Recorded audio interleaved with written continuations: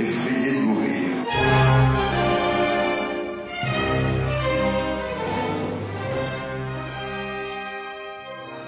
Gérard Depardieu. Rien qu'à l'évocation de ce nom, on a tous des images en tête, ultra diverses, ultra variées. La plupart connaissent bien la carrière de Depardieu en se basant sur le Depardieu qui joue Obélix. Ils sont fous, ces Romains.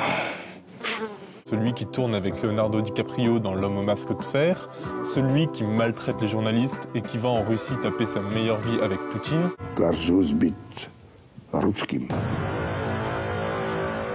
Je vais essayer de vous présenter une autre facette de Gérard Depardieu, une facette qu'on oublie trop souvent. Parce que oui, on oublie trop souvent que Gérard Depardieu est une figure très importante du cinéma mondial. C'est une référence internationale et c'est un acteur qui a souvent été cité comme exemple par des personnalités telles que Robert De Niro. Et c'est surtout un acteur qui est un homme de cinéma fascinant, qui a vraiment un regard, qui a une implication, qui a un avis sur le cinéma. Il y a une espèce de malentendu entre la production et le cinéma, mais c'est quand même en France où on peut faire... où n'importe qui peut faire du cinéma, et ça c'est important, quoi. Et on va le voir avec la carrière de Gérard Depardieu qui a tourné avec les plus grands, que ce soit en France ou à l'international. En suivant cette carrière, on peut en apprendre énormément aussi sur les réalisateurs qui l'ont fait tourner. Il me surprend sur le plateau. Ah, il me surprend pas, il me fait marrer. C'est bien mieux, je passe pas mal de prises secouées de rire, je crois que c'est bon aussi. Évidemment, je pourrais pas aborder tous ces films dans cette vidéo puisqu'il en a tourné plus de 200. On va plutôt naviguer ensemble à travers la carrière de Gérard Depardieu et on va essayer de cerner l'évolution qui a traversé toute l'immensité de sa filmo.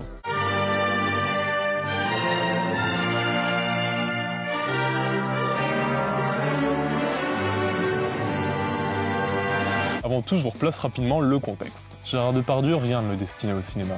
Il est le fils de personne, la relation de personne. C'est juste un gamin pauvre qui tue l'ennui en traînant dans les rues de Châteauroux, avec des petits boulots clandestins et des activités pas forcément légales. Hyper émotif et à moitié bègue, il a a priori aucune qualité requise pour devenir le gigantesque acteur qu'il est aujourd'hui. Regardez où vous marchez. On a disposé des choses trappes et des systèmes de tir automatiques. Alors qu'il devient un jeune homme, il va se rendre à Paris et rencontrer une femme issue de la bourgeoisie qui s'appelle Elisabeth Guillot. Ils vont se marier très vite, et très vite, cette femme va aussi lui présenter le milieu culturel parisien. J'aime pas ces gens. Pour, pourquoi pas, faire du cinéma. Et il commence comme tout le monde, dans des petits rôles, mais pas dans des petits rôles qui ne valent rien. Et du coup, l'air de rien, Gérard Depardieu commence à créer sa case dans le cinéma français, qui est la case du petit loupard sympathique, un peu cultivé, mais quand même voyou. C'est un rôle qui va lui aller à merveille et qui sera évidemment confirmé avec un film qu'on connaît tous, qui s'appelle Les Valseuses. Je te connais par cœur. Hein? Des types comme toi, j'en ai plein les pattes, là.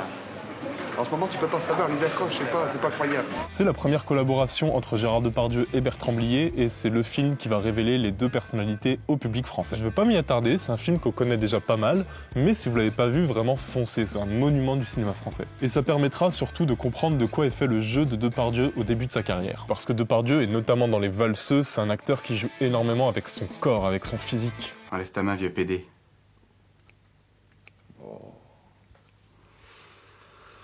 Y a pas de honte. Et voir ce corps gigantesque, jusqu'alors complètement inconnu, parler de sexe dans des dialogues absurdes. Je te fais pas mal? Non. T'es sûr? Ouais, ouais. Non, je te demande ça parce que d'habitude, y en a qui suffoquent. Non, non, c'est... Dans un film complètement choc, amoral, libertin, en plein milieu d'une France pourtant très conservatrice, c'est la France qui vote Giscard. Je voudrais ajouter que je suis marié, que nous avons 4 enfants. Tu nous emmerdes.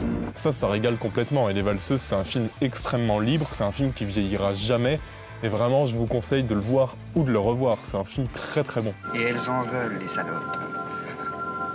Tu les touches à peine, paf, elles te pètent à la gueule. Tu mets le doigt dedans, oh là là, ça brûle. Les Valseuses l'a révélé en 1974 et 2 ans après, Depardieu va vraiment exploser.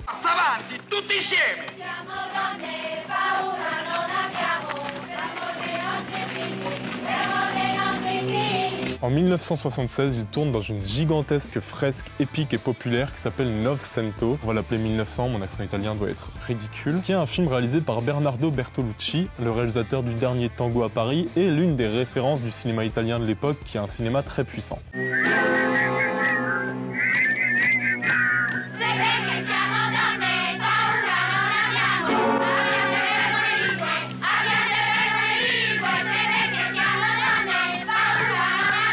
Alors 1900 1900, c'est une coproduction entre l'Allemagne, la France et l'Italie. C'est un film dans lequel Gérard Depardieu partage l'affiche avec Robert De Niro et Donald Sutherland. Et vraiment, dans ce film, tous les trois sont hallucinants et à mon sens, on n'est peut-être pas loin du meilleur rôle de Gérard Depardieu.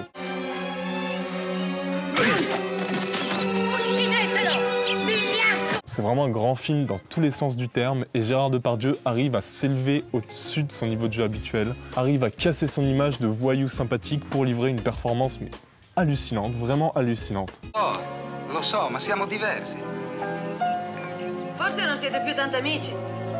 Può darsi. Forse siete nemici.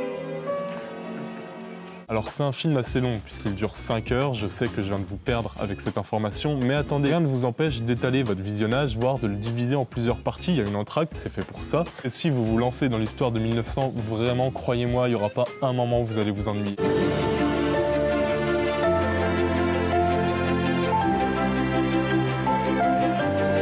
Des années 70 aux années 90, Depardieu s'impose comme un monument, et surtout comme une figure incontournable du cinéma français, puisqu'il est le point central d'un triangle entre Truffaut, Piala, Blier, c'est-à-dire trois excellents réalisateurs qui sont encore actuellement cités comme étant les maîtres du cinéma français.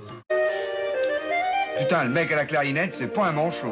Il se permettait des petites incursions chez Claude Berry, chez Alain Resnais. Et là, j'ai envie de faire une petite pause et de vous parler d'un film de Alain Resnais qui s'appelle Mon oncle d'Amérique. Je suis né à Torcy. Je suis né à Paris. Dans les Mauves, en Bretagne. le pays des bœufs, comme on disait dans la classe de mes parents. Pas loin du Père Lachaise. L'île de Logoden. Lorsque le médecin est arrivé, il était trop tard. C'est un film assez particulier puisqu'il applique les concepts de neurosciences avec un film dramatique. C'est un peu comme si Michel Simès réalisait Intouchable. C'est un virus de plus, c'est, comme on le dit souvent, c'est une forme de grippe. Et déjà, le film a une forme qu'on a rarement vue puisqu'il entremêle documentaire, fiction, bon, ça ok, ça c'est déjà fait, et il rajoute à ça un côté étude scientifique. C'est-à-dire que les personnages seront traités, analysés par le réalisateur comme s'il analysait des rats de laboratoire. Les stimulus qui vont pénétrer dans notre système nerveux nous viennent essentiellement des autres et que nous ne sommes que les autres. Tous leurs comportements, leurs choix, leurs actes seront expliqués par une voix off qui t'explique comment fonctionne le cerveau humain. Tout a un sens, tout est justifié. Je trouve que c'est une idée ultra stimulante et surtout qui t'assure de ne jamais être perdu puisque Resnais, au final, te tient par la main et t'explique tout son concept. Donc c'est aussi une très bonne introduction au cinéma de Resnais. Cet aspect de documentaire scientifique, ça amène aussi une forme de poésie assez étrange. J'étais convaincue que nous allions changer le monde. Attention les flics! Mais j'aurais voulu que ça aille plus vite. Que ce soit demain. Aujourd'hui. Alors c'est un film choral, comme le seront beaucoup de films de Resnais, avec des personnages dont les vies s'entremêlent, s'enchaînent, se percutent. Et le personnage de Depardieu, c'est un paysan qui veut fuir sa condition, quitter sa campagne natale et réussir. Et c'est un mec ultra hargneux qui meurt d'envie d'être important, de ne plus être le paysan de service, mais qui ne veut pas pour autant sacrifier son libre arbitre et ses valeurs. Donc en fait, concrètement, c'est Depardieu. À ton âge, il faut dormir, ou alors étudie. Tu as de l'ambition? Regarde-moi, paysan, fils de paysan. Tout juste le certificat. Quand j'ai débuté, j'en savais moins que toi. J'ai suivi des cours, les arts et métiers. J'ai gravi un à un tous les échelons. Et me voilà maintenant, j'ai la responsabilité de 200 métiers. C'est un excellent film que je vous conseille, c'est vraiment une curiosité. Et dans ce film, Depardieu illumine l'écran à chaque fois qu'il apparaît. Pourquoi lui ai-je dit que moi aussi je l'aimais? Pour avoir la paix. Pour ne plus la voir pleurer. Non, Jean. Mon amour. Mon amour.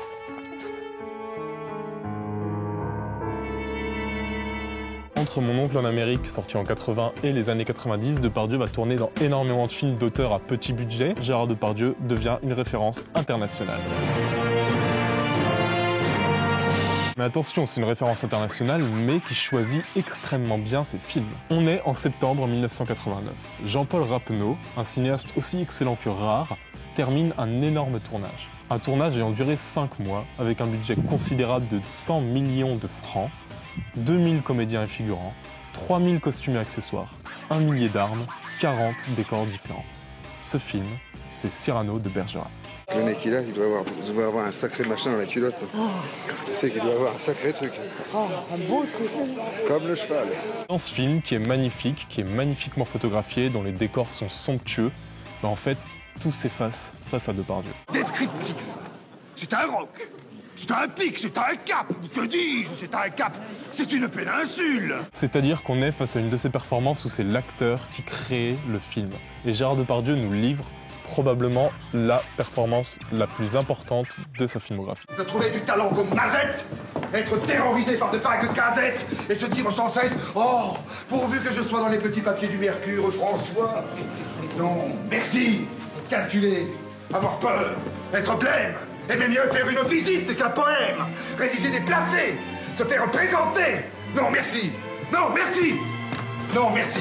César du meilleur film, César de la meilleure interprétation masculine pour Gérard Depardieu, prix d'interprétation masculine pour Depardieu à Cannes. Gérard Depardieu. Gérard Depardieu pour Cyrano de Bergerac. Je vais remercier tous mes amis, tous mes vrais amis acteurs, qui ont peur aussi, comme moi, finalement. Ça y est, c'est dit, Gérard Depardieu est une star internationale. Et il semble pas en tirer une grande fierté d'ailleurs, hein, parce qu'il est difficile d'être mauvais dans Cyrano de Bergerac. Quand on regarde, même Toretton est bon. Oui, bah c'est Depardieu, évidemment, il allait mettre un petit taquet. Maro, faquin. Ça y est, Depardieu et l'Amérique, c'est parti. Et ça va commencer un an après Cyrano de Bergerac, en 1991, avec un film de Peter Weir, qui est le mec qui a réalisé Truman Show, qui a réalisé Le Cercle des Poètes Disparus, et qui réalise là un film qui s'appelle Green Card.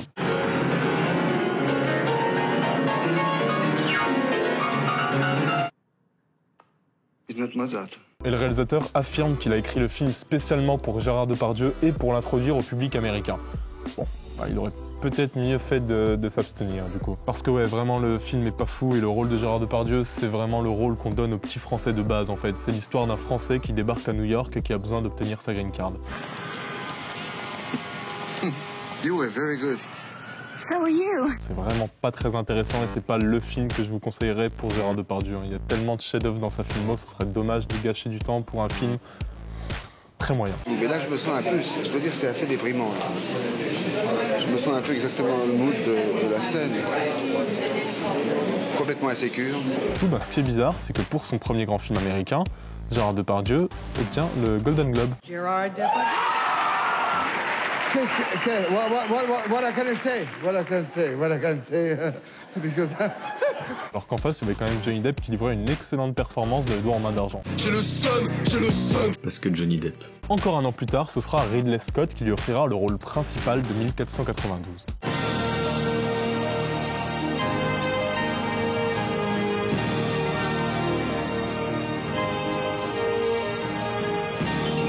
Ok, mais Gérard Depardieu ressent le besoin de se recentrer. Pendant 5 ans après 1492, jusqu'en 1497 du coup, pardon, excusez-moi. Pendant 5 ans, il va accepter que des films français. Bon, pas n'importe quel film français non plus, hein. On parle d'un film avec Godard qui s'appelle Hélas pour moi, on parle d'un film avec Agnès Varda, bon, il accepte pas non plus le rôle de Jean-Jacques qui sort de l'estrade. Parce qu'il est faible.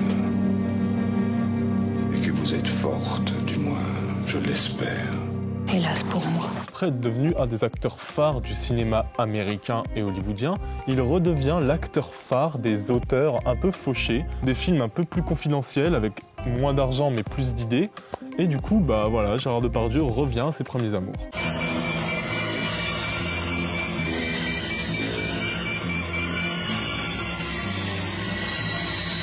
Gérard, il en est au stade où c'est un acteur que les auteurs adorent et qui se battent pour l'avoir, tout en étant un acteur connu de tout le public, qu'il soit français ou américain. Ils se dénoncent les uns les autres. Et là, tenez, dans la même famille, quelle misère. C'est la faute des tanneurs, des curés, des juifs. Ah, le choléra est une saloperie, mais le reste est une saloperie encore pire. Waouh, la suite de sa carrière doit être géniale. Gérard Depardieu est lassé des rôles et du cinéma qu'on lui propose. Vous respirez simplement l'amour. L'amour du cinéma. Ça, c'est quand même assez étonnant. Parce que moi, il y a longtemps, je ne l'ai plus. Non, jamais. Attends. Oh. Je vais devoir m'expliquer, merde. Quand on lui demande ce qu'il pense du cinéma français, il va répondre. Les films que je vois ressemblent à la télé des années 80 ou à de fausses comédies où tout le monde fait la gueule. Pour faire 5 millions d'entrées, il faut désormais faire une comédie raciste sur la frontière belge. Le cinéma français est dirigé par des HEC ou des énarques qui ont oublié le sens du récit. Oserait-il produire Kurosawa ou Buñuel aujourd'hui et le scénario de Casablanca ne passerait même pas les comités de lecture. Et quand on lui parle d'Hollywood, c'est pareil, hein, travailler à Hollywood ne m'a pas du tout fasciné. Hollywood, c'est des bourges. Et même pire, des bourges qui pour la plupart se rêvent en truands ou en voyous. Se changer en bouffon dans l'espoir vil de voir aux lèvres d'un ministre naître un sourire enfin qui ne soit pas sinistre. Non, merci. De la fin des années 90 jusqu'aux années 2000, Depardieu va bosser. Sans amour pour les scripts, sans amour pour les personnages, juste il va bosser. Simplement parce qu'un jour il s'est promis de ne jamais manquer de rien. Si je dois mourir, je veux voir ton visage.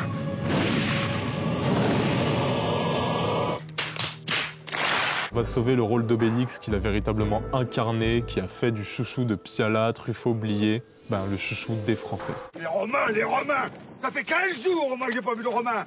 Rien, pas une embuscade, rien. Donc voilà, on est loin des rôles nuancés et contrastés qui ont fait sa réputation. Il fera aussi quelques caméos dans des films populaires, parce qu'avoir Gérard Depardieu dans ton film, c'est l'assurance d'avoir un monstre sacré et de plaire au public. Écoutez, je crois qu'il faut raison garder, là. Toi, tu vas ta gueule fermée. Mais c'est tout. C'est tout ce qu'il y a pour Depardieu dans les années 2000. Jusqu'aux années 2010. Et là, en 2010, le public et Gérard Depardieu, c'est terminé. Pour des raisons politiques ou sociales qui n'ont rien à voir avec le cinéma et donc sur lesquelles j'ai pas du tout envie de m'attarder, Gérard Depardieu et le public se tournent le dos et le public a un profond rejet de la personnalité de Gérard Depardieu et donc de ses films. Je trouve qu'il abandonne la France. On sait bien qu'il est bourré et que la moitié du temps il sait pas. Son ego a certainement l'a bouffé un petit peu plus que ce qu'il aurait dû. La France est triste. Par choix ou par contrainte, finalement, peu importe, le fait est que Gérard Depardieu ne peut plus faire de films populaires. Et c'est sans doute la meilleure chose qui pouvait arriver à l'acteur. Je me suis senti moins seul, moins coupable. Coupable de quoi? D'être vivant. Parce que Depardieu va se recentrer, il va commencer à moins tourner et il va commencer à se focaliser sur des scripts et des auteurs qui l'intéressent. Guillaume Niclou, Delépine, Kerverne, Claire Denis. Il va aussi profondément modifier son jeu. C'est fini le temps des grandes phases, des grandes envolées lyriques de Gérard Depardieu. Comment j'ai pu y croire? Et son corps, il le traîne avec mélancolie dans Valley of Love. Il le rend monstrueux comme un ogre complètement avide de chair dans Welcome to New York de Abel Ferrara. C'est sa présence à l'écran qui le rend imposant, qui le rend charismatique. Et le corps de Gérard Depardieu devient finalement sa plus belle force. Depardieu fait les choses dans son coin, il tourne avec sa bande de jeunes auteurs, de jeunes réals, tout en restant une référence et en étant probablement l'un des acteurs mondiaux à la meilleure filmographie. Elle s'appelle Marguerite avec 2 T, les fleurs c'était pour elle. Elle a 95 ans, oui je l'aime. Il a vécu et traversé toutes les expériences possibles du cinéma, en France et dans le monde. Son corps a changé, son corps s'est modifié, mais on retrouve toujours cette légèreté, cette douceur qui caractérise Gérard Depardieu. Cette capacité de se mettre à nu et, face au public, d'être profondément vrai. Non mais ça sert à rien de faire comme si la vidéo était terminée, hein. Les gens le voient, il y a la durée sur YouTube, on voit bien qu'il reste du temps, arrête un peu. Là. Oui bon bah ok, c'est bon, ok. Et oui, parce que j'attendais une remarque de votre part, une remarque qui est pas venue, et en fait c'est normal parce qu'on peut pas communiquer. Je vais donc vous faire parler par l'intermédiaire de Michael Bay si ça vous va. Non mais attends, tu fais une vidéo sur la carrière de Depardieu et tu passes aussi rapidement sur Piala, sur Truffaut, sur Blier, sur Godard? Eh ben t'as tout à fait raison Michael, je réservais ça pour une conclusion. Parce que Depardieu c'est tout autant un acteur qu'un homme de cinéma. L'industrie est venue à peu près dans le monde entier et a limité considérablement les capacités de création et d'expression de chaque pays. Alors, surtout l'Allemagne, je me souviens l'Italie. Un homme qui profite de sa notoriété pour défendre une certaine idée du cinéma. Par exemple, Gérard Depardieu est un grand amateur de John Cassavetes, un excellent réalisateur indépendant américain. Et comme il adore cet auteur, Gérard Depardieu entreprend de faire connaître en France toute son œuvre. Everything you can't give me. I want youth. Il achète les droits de ses films et il en favorise la diffusion au cinéma et à la télévision. Il participe aussi à la production des 2 premiers films de son fils, Nick Cassavetes, qui a réalisé Anouk the Star et She's So Lovely. Putain, ton accent, mec. Ouais, je sais, pardon. Pour produire ces 2 films, Gérard Depardieu a dû faire un partenariat avec Miramax, donc avec Harvey Weinstein, qui était à l'époque le grand patron d'Hollywood. Ce qui est d'ailleurs à l'origine de cette séquence incroyable dans laquelle Gérard Depardieu nous raconte comment il a défoncé le patron d'Hollywood à l'époque. Je connais bien le Weinstein en question. Je lui ai tiré les cheveux un jour. Je produisais le film de Nick Cassavetes, son premier film, de Anouk the Star, était distribué par Miramax. Et puis... Donc, Harvey Weinstein. Harvey Weinstein. Je vais le voir dans son bureau, je lui dis, non, toi, Harvey. Et là, il me regarde, Gerard, how are you doing? Bon, je parle pas, j'aime pas l'anglais. Je suis passé derrière son bureau, je lui dis, tu l'entends, toi, vieux. Harvey, si tu fais quelque chose, tu vois, mes 2 doigts te crèvent les yeux. Tu touches une chose. sur le deal que nous avons fait, sur la parole donnée, je te crève les yeux et je te tue. Bref, Gérard Depardieu, c'est un homme qui est très impliqué dans la distribution du savoir et des films des auteurs qu'il apprécie. Et c'est surtout un acteur qui a tourné avec énormément de très très grands réalisateurs. En fait, il a fréquenté tous les grands réalisateurs français de son époque, et c'est de loin celui qui en parle le mieux. Il s'est toujours considéré comme étant la chose des artistes qui l'ont choisi pour interpréter ses personnages. Je pense pas que je sois un acteur, parce que le texte, je sais pas ce que c'est, je le perds la moitié du temps, et je travaille surtout à essayer d'être disponible à l'écoute du fantasme du metteur en scène. C'est ça qui est phénoménal chez Gérard Depardieu, c'est que traverser la carrière de Depardieu, c'est traverser tout un pan du cinéma français. Ce qu'il aime chez Truffaut, c'est la façon dont il parvenait à conduire son récit. C'est sa façon de laisser libre cours à l'improvisation pour mêler scènes de vie et scènes très scriptées.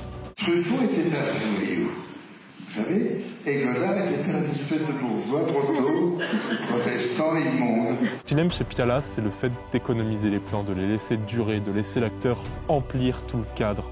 C'est l'art de réussir un film en faisant seulement 1000 plans admirables. Je pense que Maurice faisait partie, mais c'était quand même le plus, je dirais, le plus non seulement discret, mais le plus poète de tous. Ce qu'il aime chez Blier, c'est le côté extrêmement douloureux de toute l'humanité et l'absurdité réfléchie de ses dialogues. Bah, vous avez de la chance. Parce que nous, on se fait chier. Pourtant, vous avez une bien jolie maison. Vide. Sans âme. Un piano sans musique. C'est aussi un nid à anecdotes que j'ai volontairement passé sous silence pour éviter le côté catalogue, mais allez, je résiste pas à l'envie de vous en donner une. J'ai parlé de Nick Cassavetes, c'est de ses premiers films qui ont été produits par Depardieu. Alors il faut savoir que Gérard Depardieu, à Hollywood, il a énormément d'amis. J'ai parlé de De Niro, mais il est aussi très ami avec John Travolta. D'ailleurs, il a été le doubleur français de John Travolta sur Blowout. La voiture a quitté la route, plongé dans la rivière, j'ai foncé. Et vous, qu'est-ce que vous avez fait? Si vous me laissiez finir, je vous dis, j'ai foncé. Je me suis jeté à l'eau, puis j'ai ressorti la fille. Bon, seulement John Travolta, à l'époque, il sort de Blowout, il sort de La Fièvre du samedi soir, et surtout, il vient de sortir de Pulp Fiction. Donc ça devient un acteur ultra bankable, et John Travolta demande 20 millions par film. Du coup, Depardieu l'a appelé, et je cite, « John, tu m'as toujours dit que tu voulais être un artiste. Tu sais ce que c'est un artiste? C'est quelqu'un qui décide tout seul ce dont il a envie et qui le fait. Je veux que tu lises le projet de Nick. J'ai besoin de toi dans ce film. Je peux pas te payer 20 millions de dollars. Si tu veux, je t'en donne un. Et toi, tu me donnes ta réponse dans 48 heures. » Finalement, Travolta est dans le film de Cassavetes et il est vraiment très très bon dedans. J'ai pas parlé de toutes les affaires de Depardieu, vraiment ça m'intéresse pas du tout. Je veux traiter Depardieu seulement sous le prisme cinéma. Et quant à la question de savoir par où commencer Gérard Depardieu, bon bah j'imagine qu'on l'a tous déjà commencé, on a tous déjà vu un film avec Gérard Depardieu. Ce que j'ai voulu faire, c'est vous donner les clés pour comprendre l'évolution dans sa carrière. À savoir que Gérard Depardieu est un acteur profondément lié au peuple. C'est un acteur très populaire. Je viens de signer un très beau contrat, je vais me faire un énorme cadeau. Non, je vais manger. Seulement. Une énorme bouffe tranquille. Je vais manger tranquille. Il est issu d'une famille dont la culture cinématographique était bien le cadet des soucis, et il s'est toujours attaché à être un acteur abordable. Et vraiment, aucun de ses films n'a la moindre once de prétention, comme s'il faisait un point d'honneur à choisir des scripts qui pouvaient parler à tout le monde. Tu sais qui c'est, la fille que tu viens de frapper, là? Pas envie de faire sa connaissance, elle a une trop grande gueule. C'est ma femme. Elle a le droit de me parler comme elle a envie de me parler. Elle est sacrée. C'est un couteau qui a jamais servi, ça? Je pourrais parfaitement l'inaugurer. Bouge pas. Je vais te faciliter le travail. Ça évitera de se mes fringues avec du sang de voyou. Vise en dessous de la ligne de flottaison, sinon le bateau il coule pas. Profites-en, l'équipage est bourré. Même dans le film de Godard, hélas pour moi, c'est un film que je trouve plutôt abordable dans la film de Godard, et d'ailleurs c'est un très très bon film. Gérard Depardieu, c'est un nid à anecdotes. Vous pouvez en retrouver des milliers dans les sources et les liens que j'ai mis en description. J'aimais beaucoup Agnès, Jacques Demy aussi, puisqu'il était là avec Agnès. Et j'aimais beaucoup, à l'époque, Maurice. J'ai fait ce film qui était Les Valseuses à la place de la Gueule ouverte, et je ne savais pas que ça allait le mortifier, le torturer. Et donc, on s'est rencontrés sur Loulou, où on était extrêmement tendus. Et puis Maurice, avec cette rancune qui amenait son humeur à être... Et parfois, il quittait le plateau, il avait été voir Apocalypse Now, il m'a dit, t'as qu'à le tourner, toi. Et c'est un acteur dont la puissance physique ne sert qu'à dissimuler une grâce et une fragilité qui surgit toujours au bon moment. Des valseuses à Valley of Love, de la comédie absurde de tenue de soirée à la fresque épique de 1900, Gérard Depardieu n'a jamais eu peur de la contradiction et est un acteur à la filmographie sans équivalent dans le cinéma contemporain.